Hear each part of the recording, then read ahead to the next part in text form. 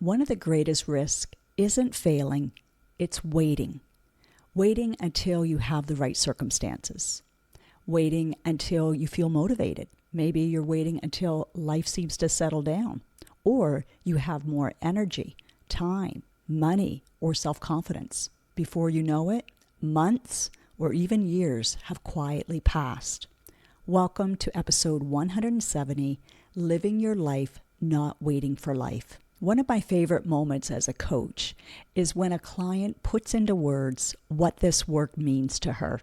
Recently, one woman began our call by saying, "Clarenda, so much has changed since we've been together. I'm actually living my life now instead of waiting for life." I smiled because I knew exactly what she meant. It wasn't that she'd suddenly won the lottery or no longer had any responsibilities. Like all of us, she still has problems, she still has challenges, but something had shifted internally. She realized that she was now participating in life instead of just sitting on the sidelines without waiting for the conditions to be just right. I also wondered, how many people are waiting without really realizing that they're just waiting? Waiting for retirement, waiting until the kids grow up, waiting until life slows down, or we've lost the weight, waiting until we have more money, or waiting until someone else changes. And it might be waiting until I feel ready. It can happen so gradually that it almost feels normal. To me, living your life looks very different. It's feeling alive, purposeful, and aware. It's being and feeling present, finding meaning even in ordinary days, learning from what life brings to you instead of just enduring it and then trying to forget about it, being grateful without pretending that everything is perfect.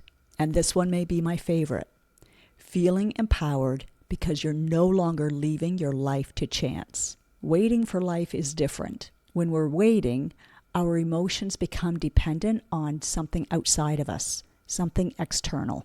We think, if this happens, then I'll be happy. Once I lose the weight, then I'll feel confident.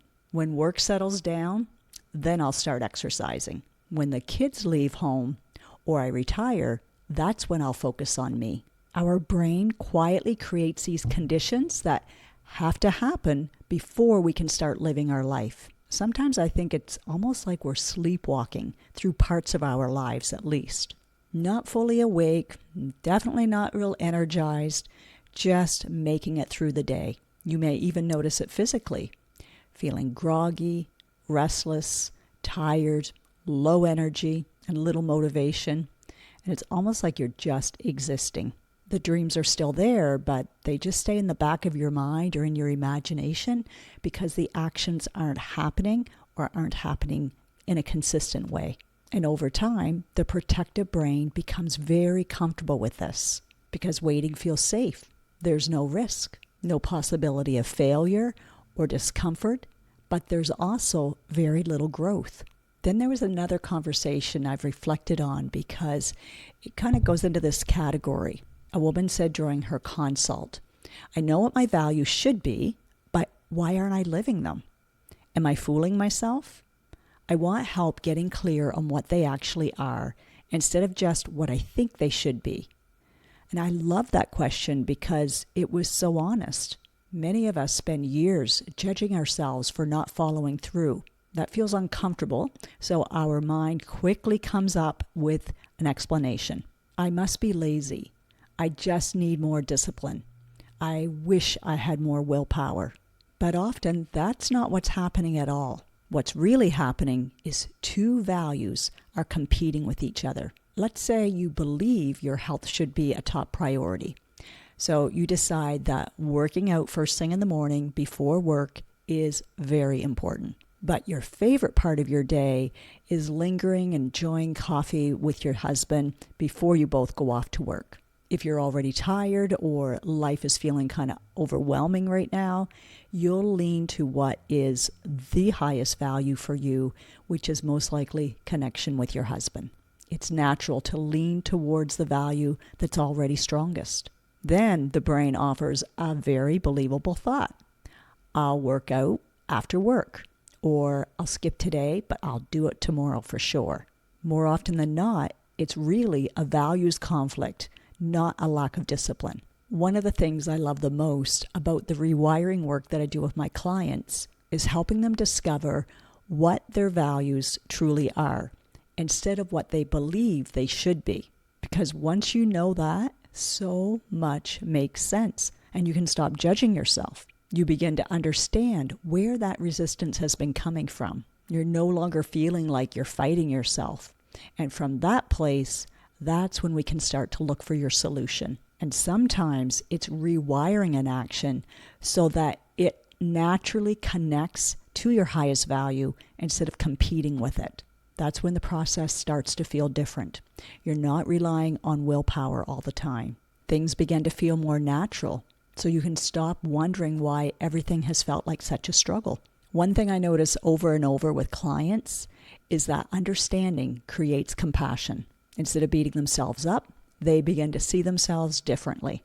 Instead of constantly asking, what's wrong with me? They start to ask, what is my brain trying to protect me from? To me, that's such a useful question because until you understand what's going on, you're not really sure what to do about it. And here's what I love about this work. Doing it doesn't feel draining. It actually gives you more energy. Instead of feeling like you're pushing a heavy boulder up a hill, your choices start to support each other instead of working against each other. Life starts to feel lighter, a little easier, and a whole lot more like you. You're no longer waiting for some future version of yourself, probably the perfect one, to just take over for you. Little by little, you're becoming her. In our course, we have an exercise that says, I am a woman who, and then you follow it through. So you might say, I am a woman who is going to live life now and not just wait until after I lose weight. I'm not waiting until I retire, until I feel like life is slowing down, until the kids are gone, or until I have fewer responsibilities. I'm going to live my life now. The fact is, life is happening right now. So today, I want to leave you with one simple question. Are you living your life? Or are you waiting for life? If this conversation resonated with you and you're beginning to realize that maybe I need some help figuring out what is keeping me stuck, then I invite you to book a free complimentary 20-minute consult. Some women discover that the Feel Light Mind and Body program is exactly what they need. Others lean more towards the VIP option because they want some one-on-one coaching. Just know that the consultation isn't about convincing you of anything. It's simply a conversation. It's not coaching. We just look at where you are now and where you want to go, and then see if you have an idea of what's keeping you stuck. From there, we can look at what would support you best to take your next step forward. If that sounds helpful, you can book your consultation by going to my website, www.clarindasempowerment.com, or we'll put the link in the show notes. Thank you so much for spending this time with me today. And if someone came to your mind, or even right now, pause and ask, who else could use this today? Until next time, choose one simple step that has you participating in your life today instead of waiting for tomorrow.